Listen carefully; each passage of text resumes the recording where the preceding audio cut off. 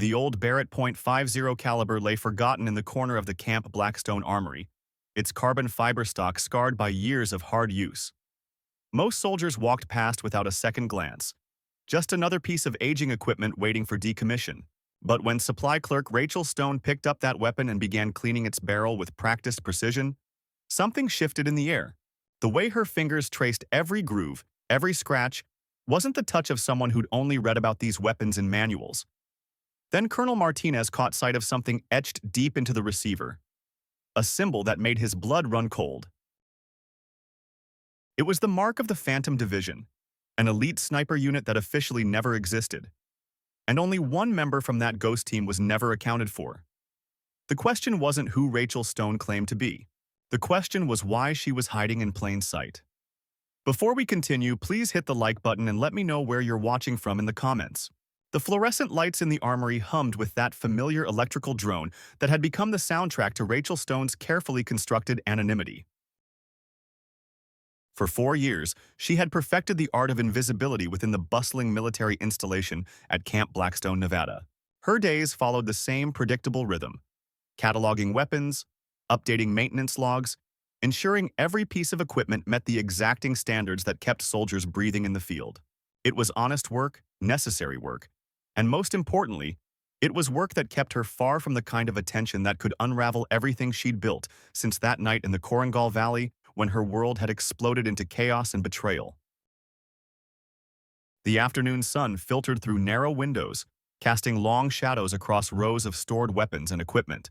Rachel moved through her domain with quiet efficiency, her movements economical and precise in ways most attributed to military discipline rather than years of training that went far beyond what any supply clerk should possess. She wore her auburn hair pulled back in a regulation bun, her uniform pressed and proper, her demeanor unremarkable in every way that mattered to the officers and enlisted personnel who frequented the armory. She was simply another face in the vast machinery of military logistics, competent but forgettable, efficient but invisible.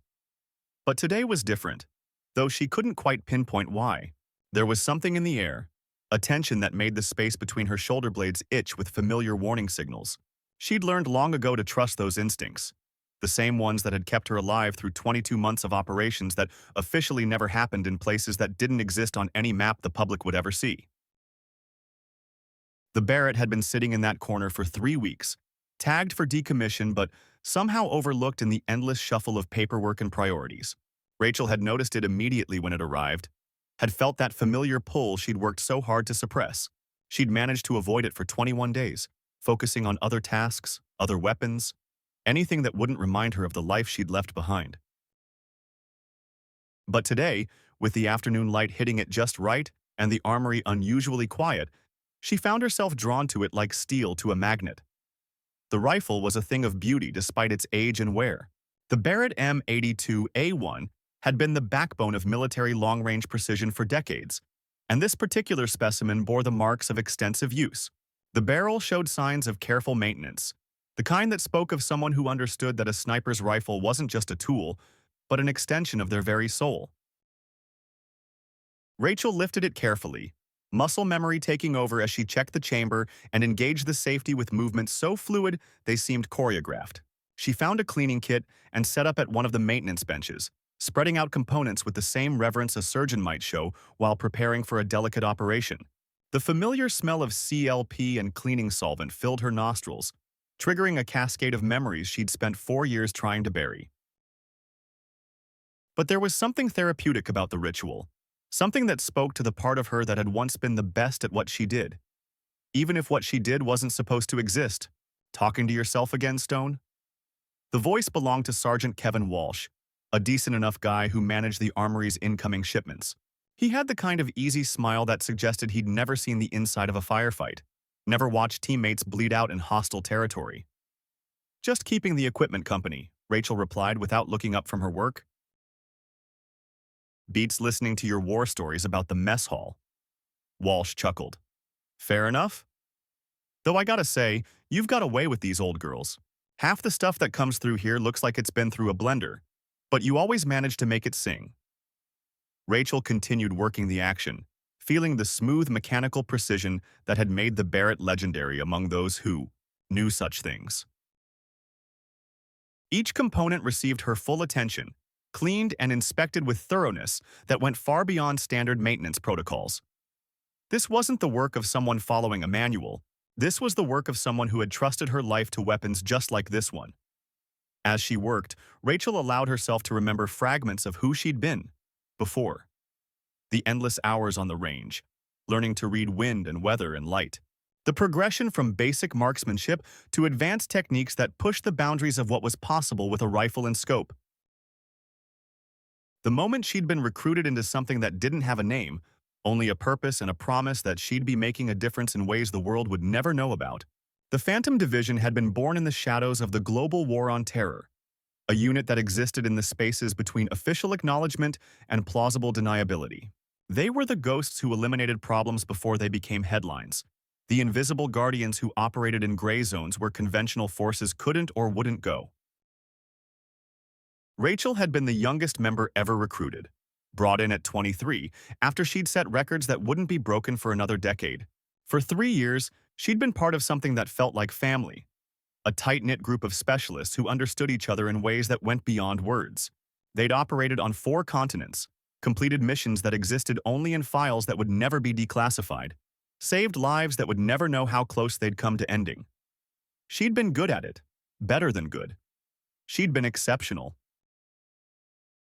The kind of shooter that other snipers talked about in whispered conversations. The ghost who could put rounds on target at distances that defied belief. But that was before everything went wrong in a valley whose name she still couldn't speak aloud without her hands starting to shake. Before the mission that was supposed to be routine became a nightmare of betrayal and blood. Before she'd watched her team die one by one while she lay hidden in an Overwatch position, unable to help. Unable to do anything but witness the systematic destruction of everything she believed in. The sound of boots on concrete brought her back to the present with startling clarity.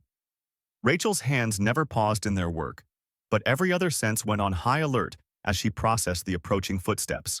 2 sets, one light and quick, the other heavier with the deliberate cadence of someone used to command. She recognized Lieutenant Morrison's eager stride, probably bringing someone through on one of his endless facility tours. The kid meant well, but he had a tendency to treat the armory like his personal museum, pointing out weapons and equipment to visiting officers as if their specifications weren't readily available in any field manual. "This is our main weapons storage facility," Morrison's voice carried clearly across the space. "We've got everything from standard-issue sidearms to some of the more specialized equipment. Supply Clerk Stone there keeps everything running smoothly. She knows these weapons better than the manufacturers."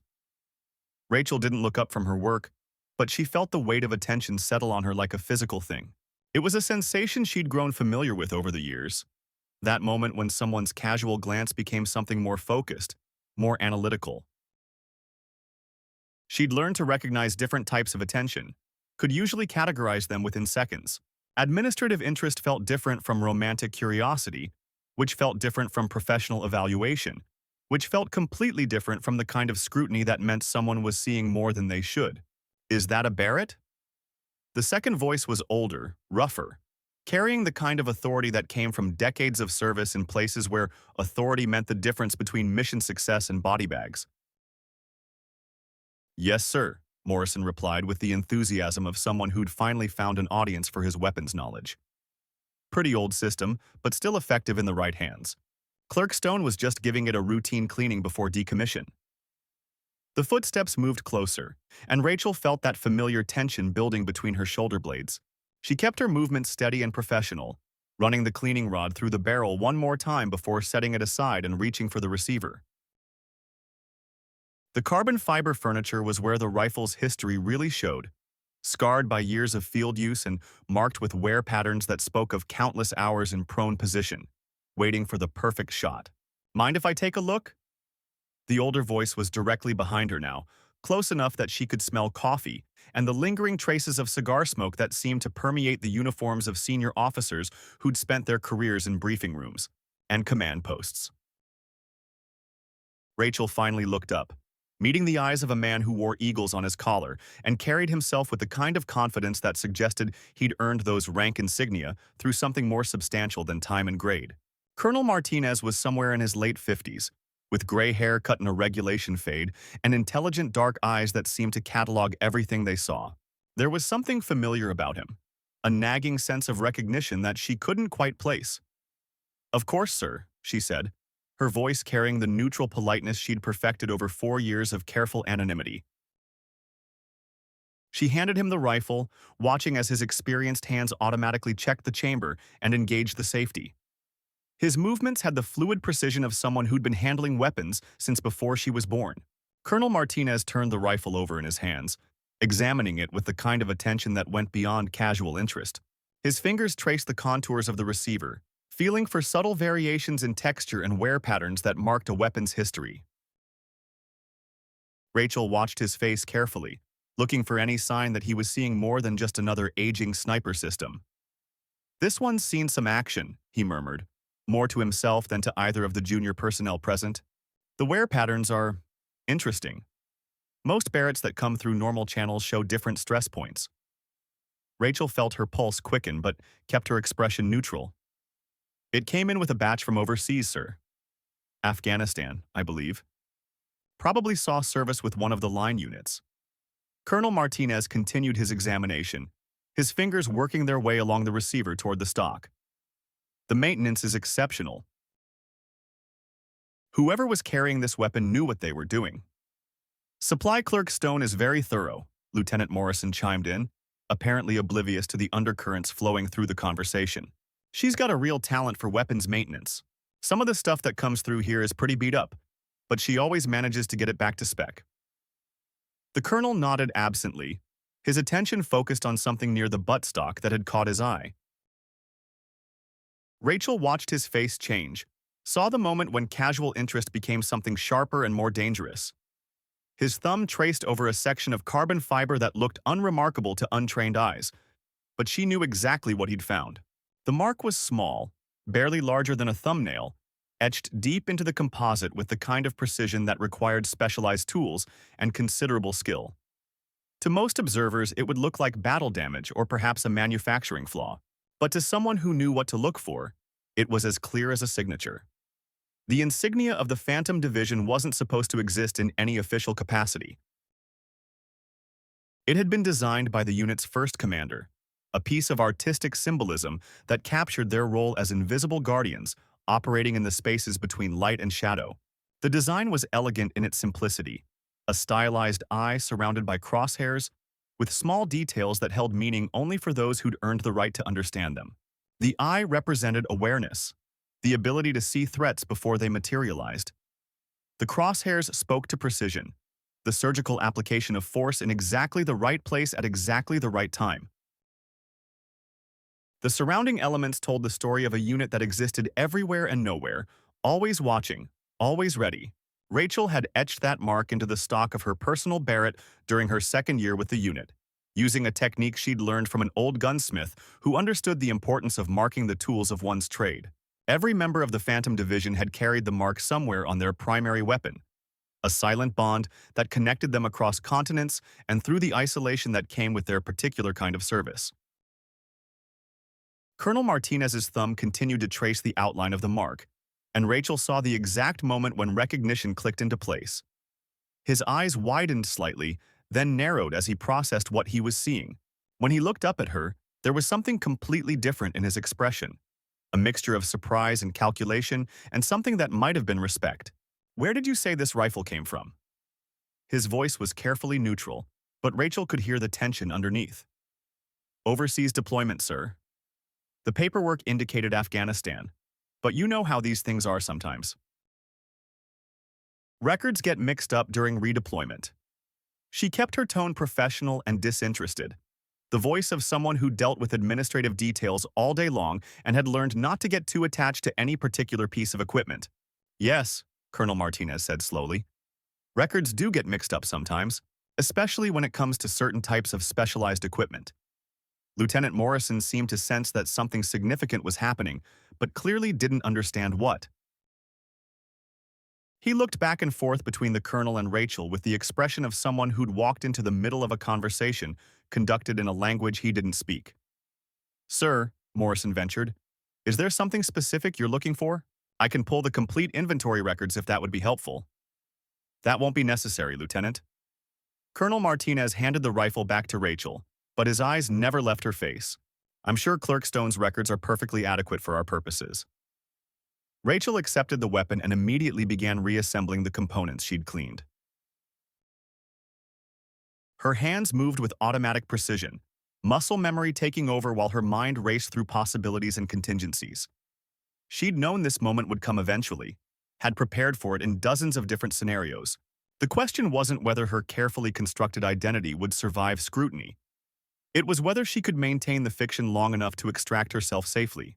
You know, Colonel Martinez said in a conversational tone that didn't fool anyone, I spent some time in Afghanistan myself. Quite a few deployments, actually. You'd be surprised how small the community is, especially when it comes to certain specialized units. I imagine so, sir. Rachel's voice remained steady as she worked the bolt action, checking the timing and feel of the mechanism. My understanding is that the special operations community is pretty tight-knit. Indeed it is. We all tend to know each other, or at least know of each other, particularly when it comes to the more exclusive units. The assembled rifle felt perfect in her hands, balanced and deadly and familiar in ways that transcended the 4 years she'd spent pretending to be someone else. For just a moment, Rachel allowed herself to remember what it felt like to be completely competent, to be the best at something that mattered. Then she set the weapon aside and began cleaning up her workspace with the same methodical precision she brought to everything else. I wouldn't know about that, sir, she said. Supply clerks don't usually interact with special operations personnel. We just make sure their equipment is properly maintained and accounted for. Lieutenant Morrison was looking increasingly confused, clearly aware that there were layers to the conversation he wasn't understanding.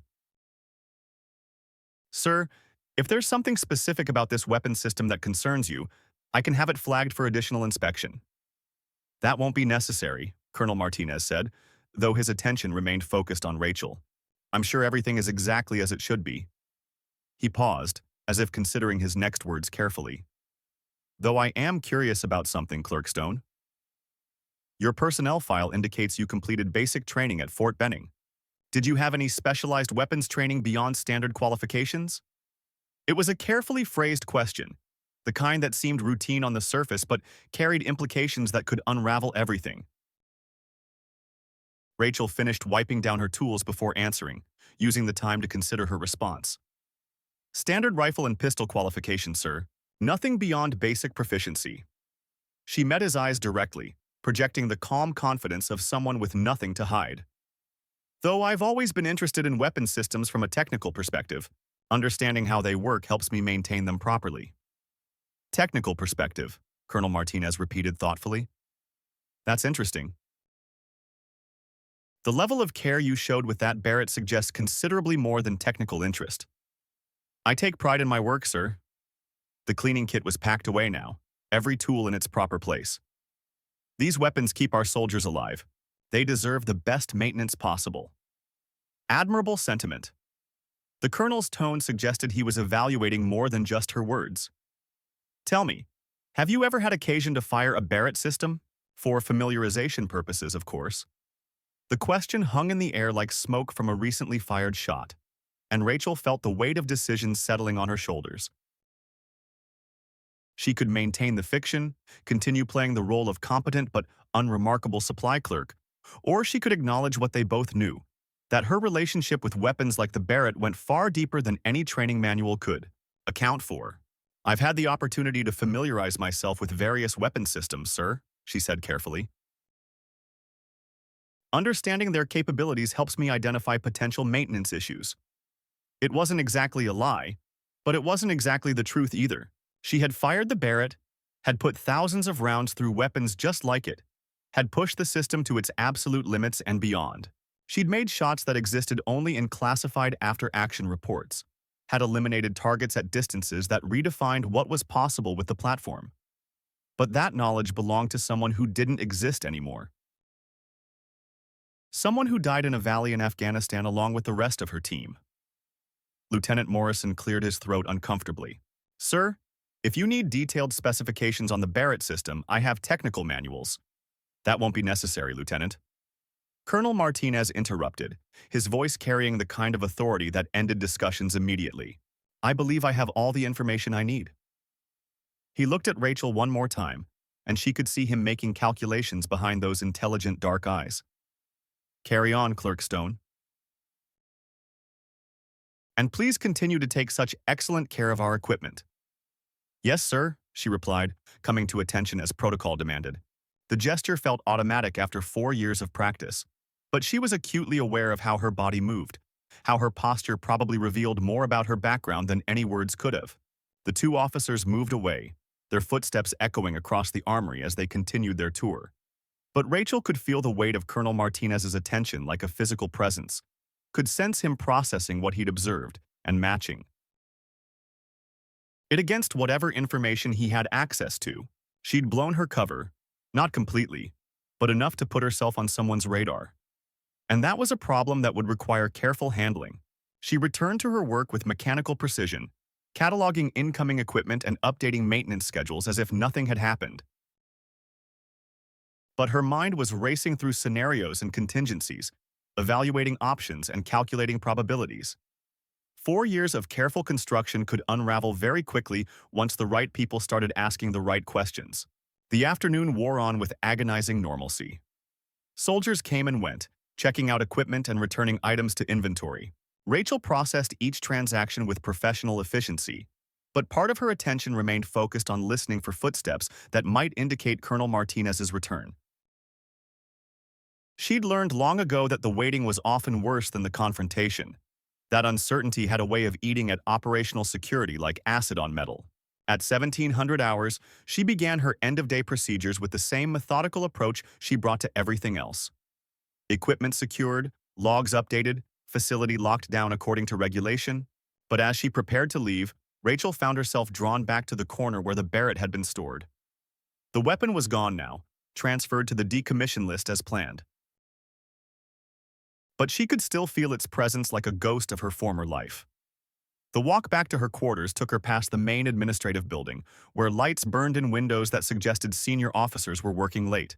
She wondered if one of those lights belonged to Colonel Martinez, if he was already making phone calls and accessing files that would tell him more about supply clerk Rachel Stone than she wanted anyone to know.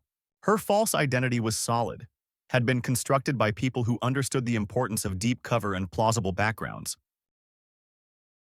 But no legend was perfect, and someone with the right access and motivation could probably find inconsistencies if they looked hard enough.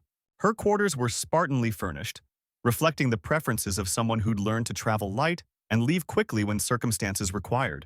A single bed with military corners, a small desk, a dresser containing uniforms and civilian clothes selected for their unremarkable nature. The only personal touch was a small bookshelf containing technical manuals and novels that supported her cover identity as someone interested in mechanical systems and military history. But hidden behind a loose board in the closet was a go bag that told a different story. Cash in multiple currencies, identification documents that would stand up to casual inspection, and a few personal items that were all she had left of her real life. She'd hoped never to need it, had spent 4 years pretending it was just paranoid preparation for a threat that would never materialize. But Colonel Martinez had changed the equation, had introduced variables that could force her to run again. Rachel sat on her bed and allowed herself to think about the team for the first time in months. Marcus Chen, the spotter who could read wind and weather like a meteorologist and whose steady presence had been a constant source of calm in chaotic situations. Sarah Kowalski, the communications specialist whose ability to coordinate with headquarters had kept them connected to mission support across impossible distances. James Rodriguez, the medic whose skills had saved all their lives at various times and whose dry humor had kept morale up during the worst assignments. And David Park, their team leader, the man who'd recruited Rachel personally and had become something like an older brother over 3 years of operations. David, who'd made the hard decisions, who'd taken responsibility for their successes and their failures, who died trying to cover their extraction when everything went wrong in that valley, whose name she still couldn't speak aloud. They'd trusted each other completely, had functioned as a single organism with multiple specialized parts, the kind of unit cohesion that took years to develop and could never be replicated with replacement personnel. When they died, something irreplaceable had died with them, and Rachel had been left to carry their memory alone. The official story was that they'd been killed in a helicopter crash during a routine transport mission, a mechanical failure that had left no survivors and little wreckage to examine. Their families had been given closed-casket funerals and folded flags, and the grateful thanks of a nation that could never know the truth about how their loved ones had died. It was clean and simple and completely false. The real story was classified at levels that existed above top secret, compartmentalized among people who understood that some missions were too sensitive to acknowledge even in failure. They'd been betrayed by someone who knew their operational patterns, someone who'd fed information to hostiles that had turned a routine surveillance assignment into an ambush. David and the others had died buying time for Rachel to escape, and she'd spent 18 months running through mountains and across borders before finally reaching safety. She'd been debriefed extensively, had told the story so many times that it felt like reciting someone else's memories, but the investigation had gone nowhere, had been quietly closed when it became clear that the security breach couldn't be isolated without exposing the entire program. The Phantom Division had been dissolved, its personnel scattered to other assignments or retired, its missions transferred to units with different operational profiles and better security protocols. Rachel had been offered new assignments, opportunities to continue serving in conventional roles that would have made use of her specialized skills. But something had broken in that valley. Some essential trust in the system that had sent her team to die for reasons that made sense only to people who viewed soldiers as expendable assets. She'd chosen extraction instead, had accepted a new identity and a quiet posting where she could disappear into the vast bureaucracy of military logistics. For 4 years, it had worked perfectly. She'd been invisible, unremarkable, exactly the kind of person who processed through military installations without leaving lasting impressions. But Colonel Martinez had changed all that with his recognition of a mark that shouldn't have existed, that connected her to a unit that officially never was. The question now was what he intended to do with that knowledge. The possibilities ranged from administrative curiosity to active investigation to immediate detention. And Rachel had no way of predicting which direction events would take. She'd learned to prepare for the worst while hoping for the best. But hope was a luxury that operatives in her position couldn't afford for very long. A soft knock on her door interrupted her thoughts. The kind of measured tap that suggested official business rather than casual social contact. Rachel felt her pulse quicken as she moved to answer it, her mind automatically cataloging the positions of exits and potential weapons. 4 years of peaceful routine hadn't diminished the reflexes that had kept her alive in significantly more dangerous circumstances. The corridor was empty except for a single enlisted man who looked young enough to be a recent graduate of basic training. He held an envelope with her name written in neat block letters, the kind of official correspondence that could mean anything from administrative updates to deployment orders. "Delivery for Supply Clerk Stone," he said, with the nervous formality of someone carrying out his first official message duty. "Thank you," Rachel replied, accepting the envelope with steady hands. The young soldier saluted and departed quickly, leaving her alone with whatever news the envelope contained. The paper was standard military issue, but the weight suggested multiple pages rather than a simple memorandum. Rachel closed the door and sat at her desk before opening it, instinctively positioning herself where she could see both the door and the single window that offered an alternative exit route. The first page was exactly what she'd expected, a request for her to report to Colonel Martinez's office at 0800 hours the following morning. The language was formal but not threatening, couched in standard terminology of administrative routine. But the second page made her blood run cold. It was a photograph, grainy and taken from considerable distance, but unmistakably showing her team in operational gear during what appeared to be a mission briefing. The image was date-stamped 3 days before they died, and the location coordinates placed it at a forward operating base that didn't exist on any official maps. Someone had been watching them, documenting their activities, building a file that should have been impossible to compile. The third page was worse. It was a personnel roster for the Phantom Division, complete with real names and service records that had supposedly been classified beyond any normal level of access. But more disturbing than the fact that such a document existed was the handwritten note in the margin next to her name. Location confirmed. Recommend immediate contact. Rachel stared at the papers for a long moment. Feeling the foundations of her carefully constructed life shifting beneath her feet. Someone knew exactly who she was, where she was, and probably why she was hiding. The only question was whether they represented a threat or an opportunity. And she suspected she was about to find out.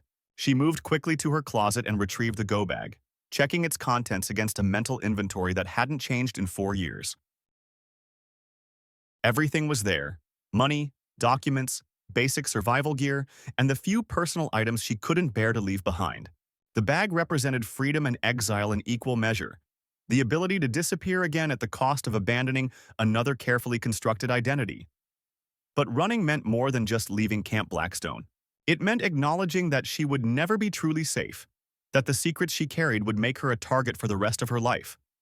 4 years of peaceful anonymity had been a gift, but gifts could be revoked as easily as they were given.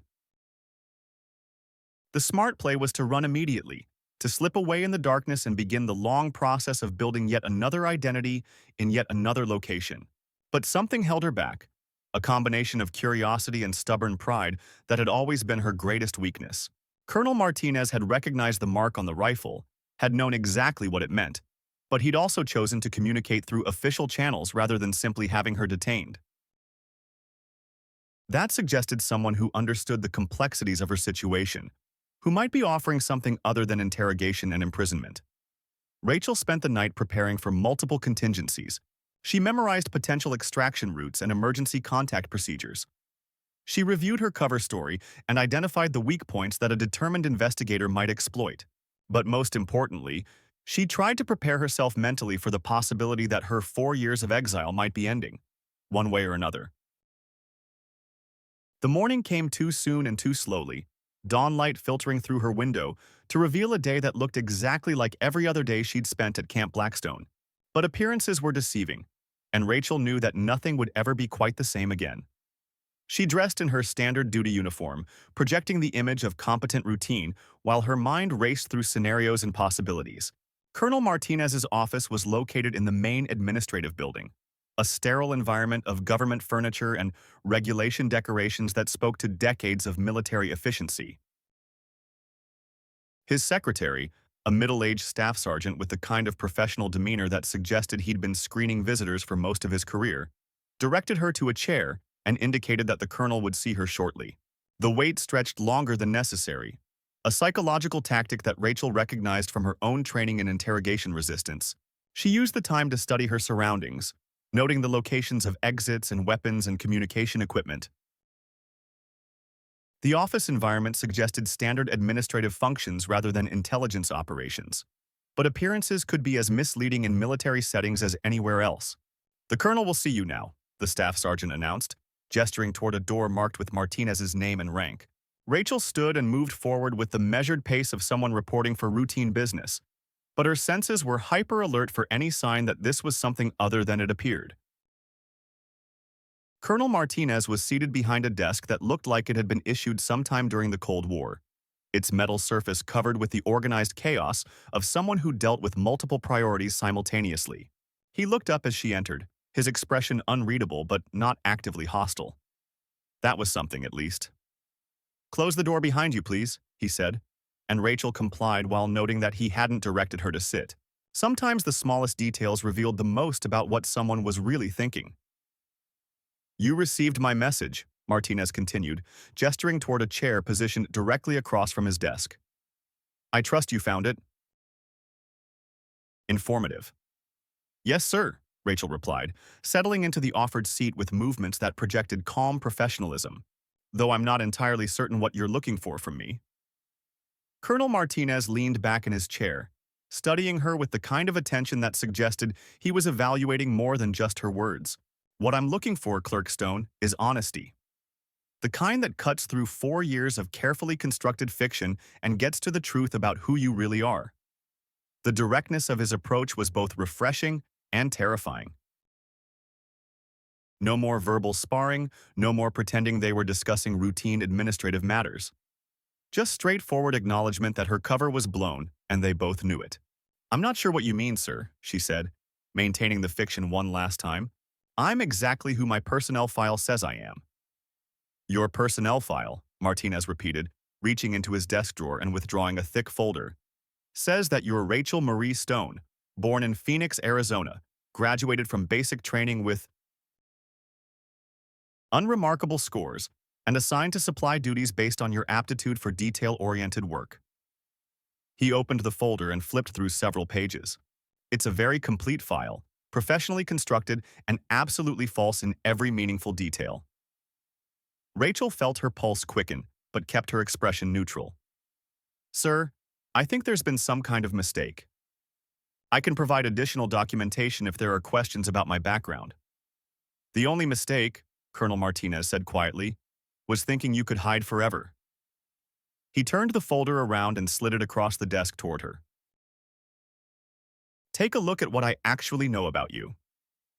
The file was significantly thicker than any standard personnel record, filled with photographs and documents and intelligence reports that painted a picture of her real life with disturbing accuracy. There were training records from specialized schools that didn't appear on any public roster, mission summaries that detailed operations in locations that officially didn't exist, performance evaluations that used terminology rarely seen outside, special operations circles. But most damning of all was a series of photographs that showed her in operational gear, carrying weapons and equipment that no supply clerk should have been familiar with. The images tracked her progression from young recruit to seasoned operator, documenting a career that was supposed to have been erased from all official records. How? She asked, the single word carrying more weight than entire conversations she'd had with other people. Trade secret, Martinez replied, with what might have been the ghost of a smile. But I think you'll find that death certificates can be remarkably flexible documents when they need to be. The implications hit her like a physical blow. If her death had been faked, if records had been deliberately manipulated to create her new identity, then someone with significant resources had been protecting her for 4 years. Someone who'd known exactly where she was and what she'd been doing, but had chosen to leave her alone until now. What do you want? She asked, abandoning any pretense that she was anyone other than who the file said she was. What I want, Colonel Martinez said, leaning forward with an expression that had become suddenly serious, is to offer you the chance to finish what your team started. The words hung in the air between them like a challenge, and Rachel felt something she'd thought was dead stirring in her chest. My team is dead. The mission died with them. Your team is dead, Martinez agreed, but the mission was never completed. And the people responsible for their deaths are still out there, still operational, still a threat, still killing soldiers who don't even know they've been betrayed. The investigation was closed, Rachel said, though even as she spoke the words, she could hear how hollow they sounded. No actionable intelligence, no viable targets, no way to pursue prosecution without compromising ongoing operations. The official investigation was closed, Martinez corrected, but there have been other investigations conducted by people who understand that some threats are too dangerous to ignore. He paused, as if deciding how much to reveal. People who've spent 4 years building cases and identifying targets and preparing operations that will finally deliver justice for the Phantom Division. I'm not that person anymore, Rachel said, but she could feel the lie even as it left her lips. 4 years of peaceful routine had been a gift, but they hadn't changed who she was at her core. She was still the woman who'd set records on shooting ranges, who'd eliminated threats at impossible distances, who'd trusted her life to teammates who died protecting a mission that mattered more than any of their individual survival. Aren't you? Martinez reached into the folder and withdrew a final photograph, this one showing her from the previous day as she worked on the Barrett. The image captured something she hadn't realized was visible, a look of complete competence and familiarity as she handled the weapon. This is who you are when you think no one is watching. This is who you've always been underneath 4 years of pretending to be someone else. Rachel stared at the photograph, seeing herself as Martinez had seen her, recognizing the truth she'd been trying to deny. The careful anonymity she'd constructed hadn't changed her fundamental nature. It had only masked it beneath layers of routine and deliberate mediocrity. But the person who'd cleaned that rifle with such reverence, who'd known exactly how every component should feel and function, that person was still very much alive. Even if I wanted to help, she said carefully, I've been out of the field for 4 years. My skills are rusty, My intelligence is outdated, and I have no current operational support structure. I'd be more liability than asset. Your skills are muscle memory now, Martinez replied immediately. They don't rust. They just wait. As for intelligence and support, those are problems we can solve. He leaned back in his chair, studying her with an expression that suggested he already knew what her answer would be. The question is whether you're willing to trust us the way your team trusted each other. The mention of her team sent a familiar spike of pain through her chest, but also something else. Something that felt dangerously like hope, though she'd learned not to trust that particular emotion. Who is us exactly? Because last time I checked, the Phantom Division was officially disbanded and its personnel scattered to the four winds. The unit was disbanded, Martinez confirmed, but the mission never ended. It just moved to different organizational structures with different funding sources and different oversight requirements. He gestured toward the file spread across his desk. There are people who remember what your team accomplished, who understand that their deaths represent more than just operational casualties. People who've spent 4 years building the kind of case that can bring real accountability to the people responsible. And those people want me to what exactly? Come out of retirement and single-handedly solve a problem that's been unsolvable for 4 years.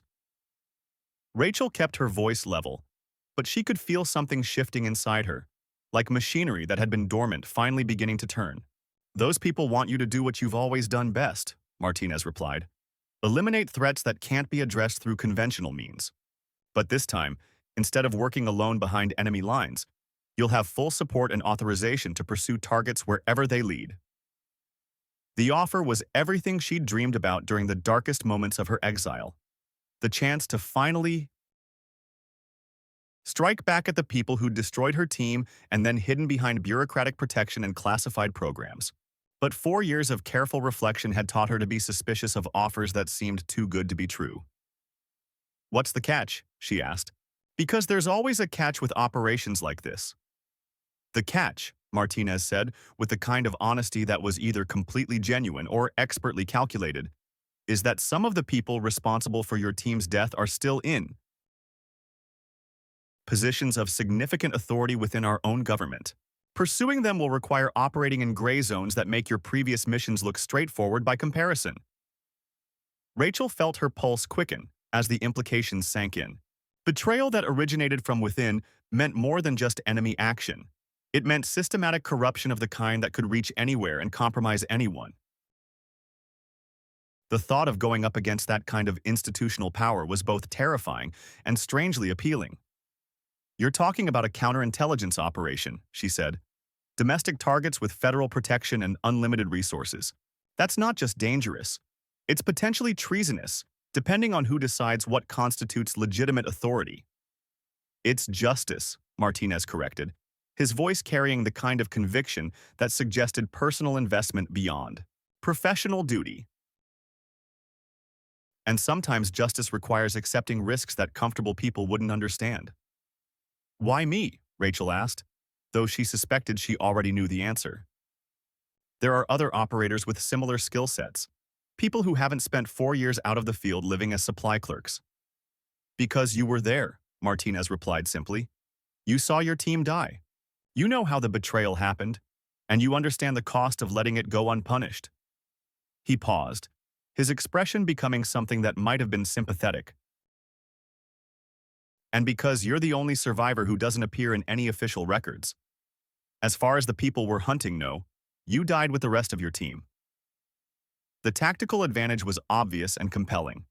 An operative who didn't officially exist could go places and do things that would be impossible for anyone with a traceable identity.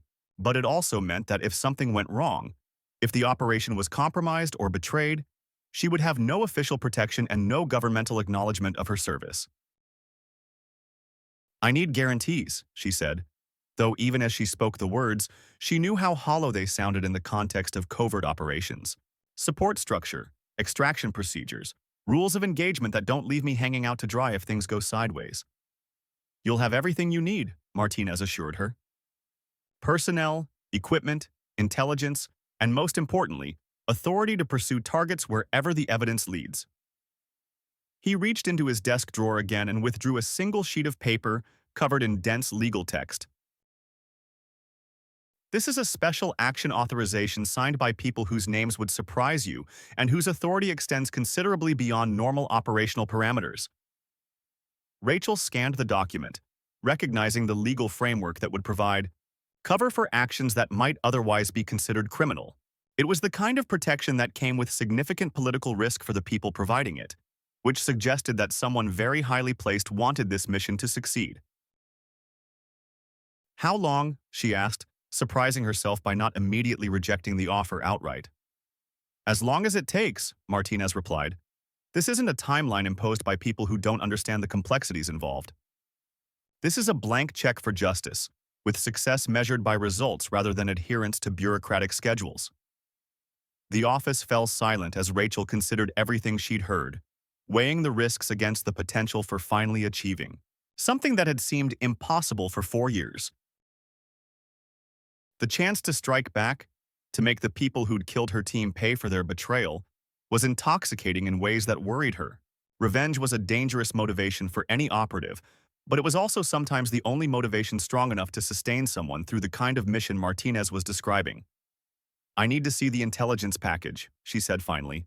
"Everything you have on targets, methods, timelines, and operational requirements. I won't commit to something blind, regardless of what authorizations you're offering." "Of course," Martinez replied, and Rachel could see relief in his expression that suggested her cooperation was more critical to his plans than he'd initially indicated. "The full briefing is scheduled for 1400 hours at a location that will be provided separately. You'll have access to everything we know and everyone we suspect. And if I don't like what I see? If the intelligence doesn't support the kind of operation you're proposing? Then you walk away," Martinez said with apparent sincerity. "No questions asked, no consequences, no pressure to reconsider. You go back to being supply clerk Stone for as long as that identity remains viable." It was a fair offer, maybe even a generous one, but Rachel had learned to be suspicious of generosity from people who operated in the shadows. Still, the chance to finally get answers about her team's death, to potentially strike back at the people responsible, was too important to dismiss without at least examining the evidence. 1400 hours, she repeated, committing to nothing beyond showing up for a briefing.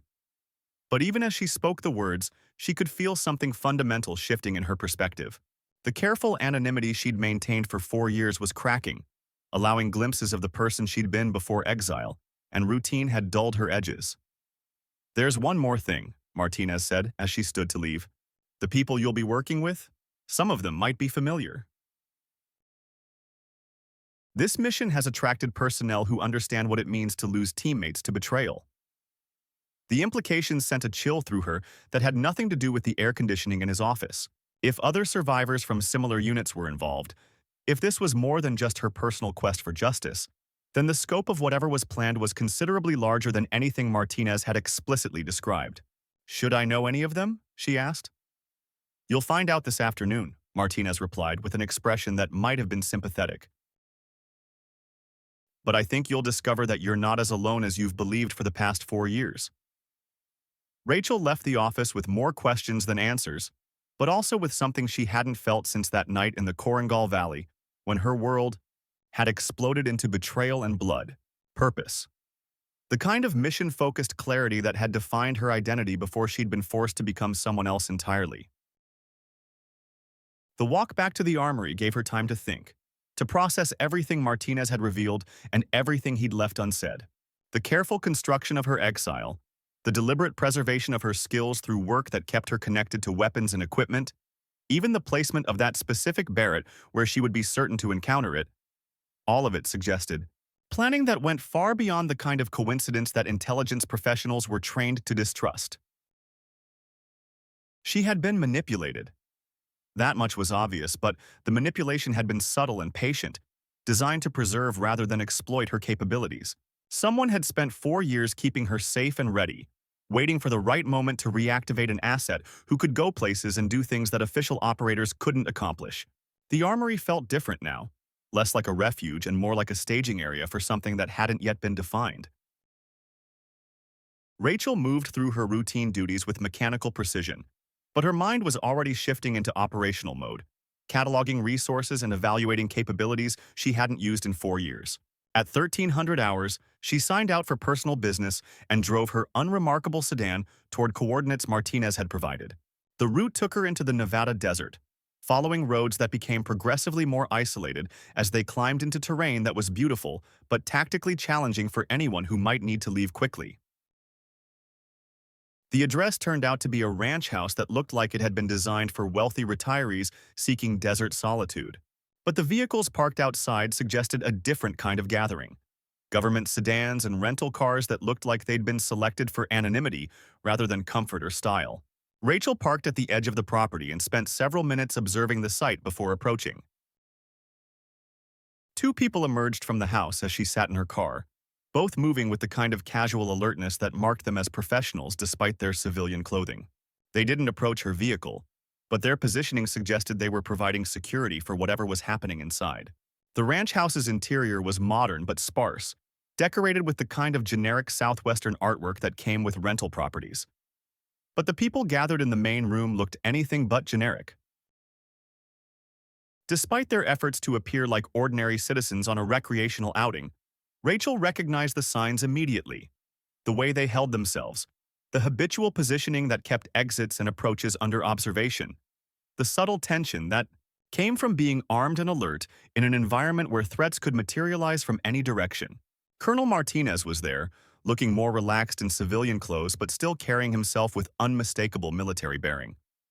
But it was the other faces that made Rachel's breath catch in her throat. People she thought were dead or scattered or lost to the same bureaucratic dissolution that had forced her into exile. "Hello, Ghost," said a voice she hadn't heard in 4 years, but which was as familiar as her own heartbeat. She turned toward the sound and felt the world shift around her as she recognized Marcus Chen, her former spotter, looking older but unmistakably alive. Behind him, Sarah Kowalski emerged from what appeared to be a kitchen area, carrying coffee and wearing an expression of cautious hope. And leaning against the far wall, James Rodriguez watched her with the same steady competence that had made him the best medic she'd ever worked with. "You're dead," she whispered, the words barely audible but carrying the weight of 4 years of grief and guilt and survivor's regret. "So are you," Marcus replied with the ghost of his familiar grin. At least, that's what the official records indicate. The reunion was everything Rachel had dreamed about during her darkest moments of exile, but also somehow less than she'd expected.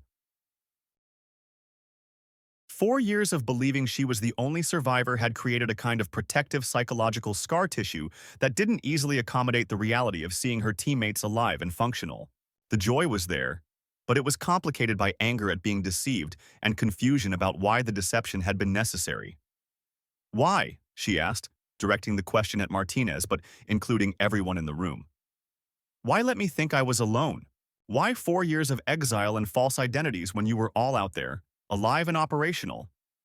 "Because we weren't sure who to trust," Sarah replied, her voice carrying the same analytical precision that had made her such an effective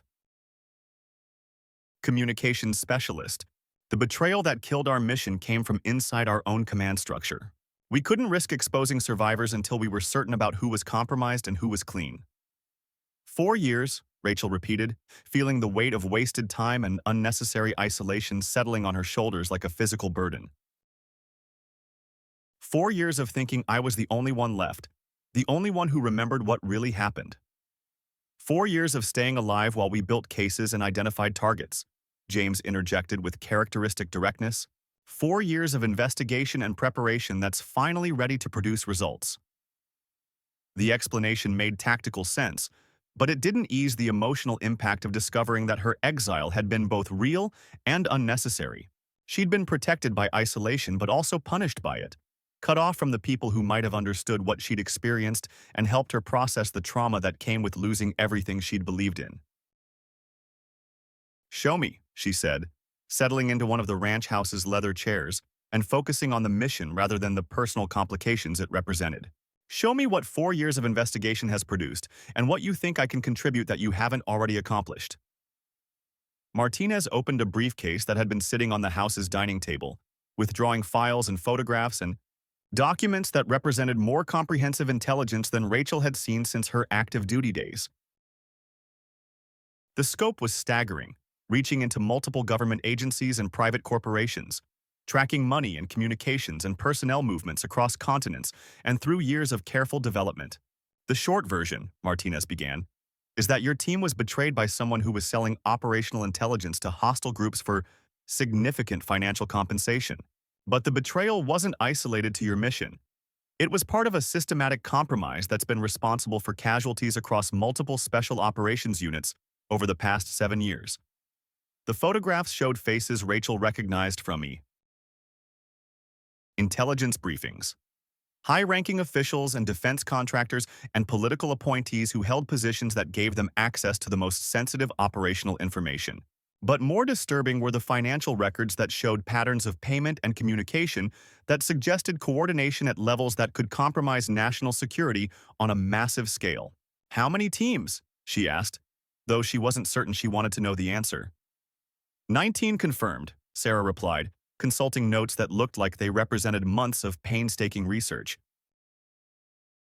Probably more that we haven't been able to document yet.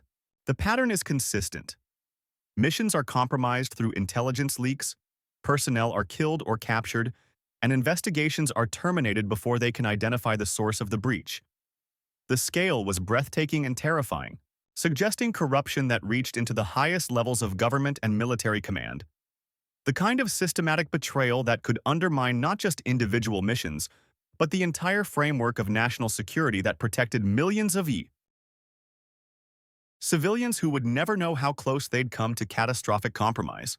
"What's the objective?" Rachel asked, though she suspected the answer would be as complex as the problem itself. "Accountability," Martinez said simply. "Real consequences for people who've treated American soldiers as expendable assets in pursuit of personal profit. Justice for the teams that died because someone decided their lives were worth less than money. And revenge," Marcus added, with the kind of honesty that made the mission statement complete. "Because some things can't be forgiven, and some people don't deserve to walk away from what they've done." The combination of justice and revenge was dangerous but compelling, the kind of motivation that could sustain operators through missions that pushed beyond conventional boundaries of law and morality. Rachel had spent 4 years learning to live with the knowledge that her team's killers would never face consequences for their actions. But now, she was being offered the chance to ensure that justice was served, regardless of legal technicalities or political considerations.